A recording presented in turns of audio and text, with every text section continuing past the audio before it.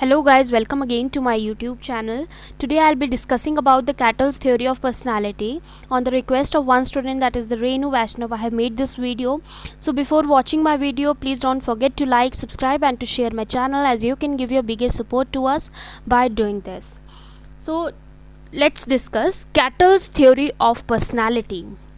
People have long struggled to understand personality, and numerous theories have been developed to explain how personality develops and how it influences behavior.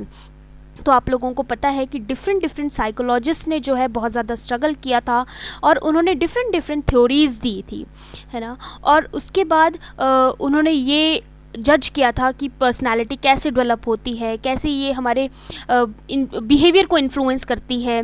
So one such theory was proposed by the psychologist Raymond cattle. Okay, और ऐसी ही एक theory personality से related propose की गई थी Raymond cattle के द्वारा. He created a taxonomy of 16 different personality traits that could be used to describe and explain individual differences between people's personality. तो इन्होंने जो है वो 16 different personality traits को उठाया था और उन traits को उस के बेसिस पे उन्होंने जो है लोगों की पर्सनालिटी को डिफाइन किया था. Cattell's personality factors are included in the 16 personality factor questionnaire. तो जो कैटल्स के पर्सनालिटी फैक्टर थे ये इंक्लूड हुए थे जो हमारा 16 पर्सनालिटी फैक्टर क्वेश्चनेयर है, जो कि हमारा आज के उसमें करियर काउंसलिंग इन एजुकेशन में यूज़ किया जाता है. That is widely use today for career counselling in education. In business it is used in personal selection, especially for choosing managers. It is also used in clinical diagnosis and to plan therapy by assessing anxiety, adjustment and behavior problems. So Raymond Cattell के बारे में पढ़ लेते हैं. He was born on 20th March 1905 and he died on 2 February 1998. He was a great American psychologist. Cattell witnessed the advent of many 20th century inventions such as electricity, telephones, cars and aeroplanes. He was inspired by these innovations and was eager to apply the scientific method used to make such discoveries to the human mind and personality. तो जो cattle थे वो बहुत ज़्यादा impress हुए थे जो उस टाइम इन्वेंशंस हुई थी 20th सेंचुरी के दौरान, जो इन्वेंशंस हुई थी electricity, telephones, cars, aeroplanes. So ये बहुत ज़्यादा इंस्पायर हुए थे और ये भी साइंटिफिक मेथड को यूज़ करके ह्यूमन माइंड एंड पर्सनालिटी को डिफाइन करना चाहते थे. Personality he believed was not just some unknowable and untestable mystery. इन्होंने कहा था कि पर्सनालिटी कोई ऐसी चीज़ नहीं है जिसको हम टेस्ट नहीं कर सकते हैं या फिर जो जानी नहीं जा सकती कि किसी की पर्सनालिटी कैसी है. इन्होंने कहा था it was something that could be studied and organised. इन्होंने कहा था कि पर्सनालिटी एक ऐसी चीज़ है जिन्हें हम स्टडी कर सकते हैं और एक ऑर्गेनाइज्ड वे में होती है personality. Through scientific study human characteristics and behaviors could be predicted based on underlying personality traits. Cattell worked with psychologist Charles Spearman, who was known for his pioneering work in statistics. Cattell would later use the factor analysis techniques developed by Spearman to create his own personality taxonomy. तो इन्होंने Charles Spearman के साथ work किया था और Charles Spearman statistics के work के लिए जाने जाते हैं और कैटल ने फैक्टर एनालिसिस को यूज़ किया था जो इन्होंने अपनी पर्सनालिटी की थ्योरी दी थी. So the trait approach to personality. Psychologists have long debated exactly how personality should be defined and described. One of these key ideas is known as the trait theory of personality. तो different psychologist थे जो उनके बीच debate हुआ था कि personality कैसे define होनी चाहिए, कैसे हम पर्सनालिटी को डिस्क्राइब कर सकते हैं. और ऐसे ही एक आइडिया था ट्रेट थ्योरी ऑफ पर्सनालिटी का, जो कि गॉर्डन अल्पोर्ट के द्वारा दिया गया था. According to trait theory, human personality is composed of a number of broad traits or dispositions. Some of the earliest of these trait theories attempted to describe every single trait that might possibly exist.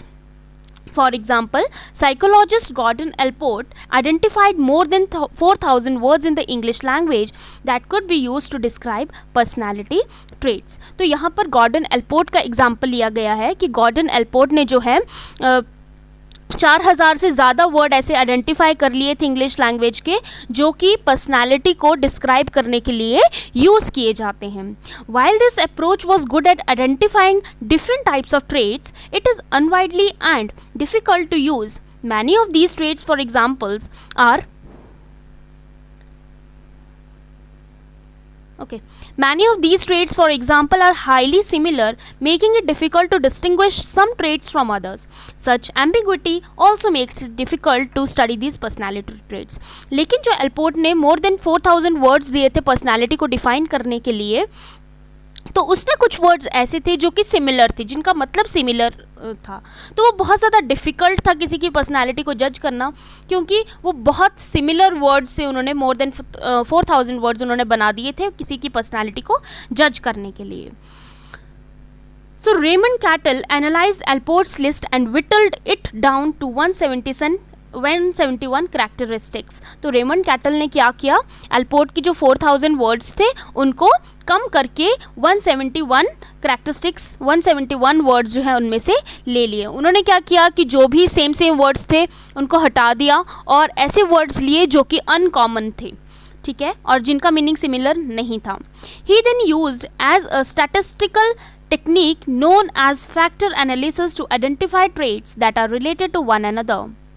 With this method, he was able to whittle his list to 16 key personality factors.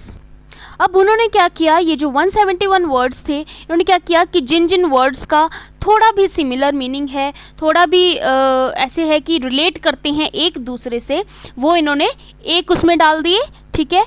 तो ऐसे ही इन्होंने 16 की personality factors को choose किया. According to Cattell, there is continuum of personality traits. In other words, each person contains all of these 16 traits to a certain degree, but they might be high in some traits and low in others. The following personality trait list describes some of the descriptive terms used for each of the 16 personality dimensions described by the Cattell. तो इन्होंने क्या किया, इन्होंने जो वो 16 personality के traits लिए थे, ऐसा नहीं था वो कि एक पर्सन में वो बिल्कुल भी नहीं पाए जाएंगे. हर पर्सन में वो ट्रेट्स पाए जाते हैं, लेकिन किस में वो बहुत ज़्यादा हाई होते हैं एंड किसी में वो बहुत ज़्यादा लो होते हैं. तो उसके बेसिस पे इन्होंने जो है वो पर्सनालिटी को डिफ़ाइन करना चाहा, ठीक है. तो इसका मतलब है कि जो 16 ट्रेट्स थे वो हर पर्सन में पाए जाते हैं, but to a degree of some extent, कुछ हद तक पाए जाते हैं. किसी में वो ज़्यादा होते हैं, किसी में वो कम होते हैं, ठीक है. सो फर्स्ट है abstractedness, imaginative versus practical. So first इनका पर्सनालिटी का डायमेंशन है, that is abstractedness, imaginative versus practical. तो इसमें इन्होंने ये डिफाइन किया कि पर्सन बहुत ज़्यादा इमेजिनेटिव है या प्रैक्टिकल है लाइफ में, ठीक है. सेकेंड है एप्रीहेंशन, वरीड वर्सेस कॉन्फिडेंट. बहुत ज़्यादा वरीड है अपने फ्यूचर को लेके या बहुत ज़्यादा कॉन्फिडेंट है, उसे पता है मैंने ये करना है, that's all, okay. Third is the dominance, forceful versus submissive. Forceful का मतलब होता है कि किसी को डोमिनेट करना, अपनी ही चलाना, है ना.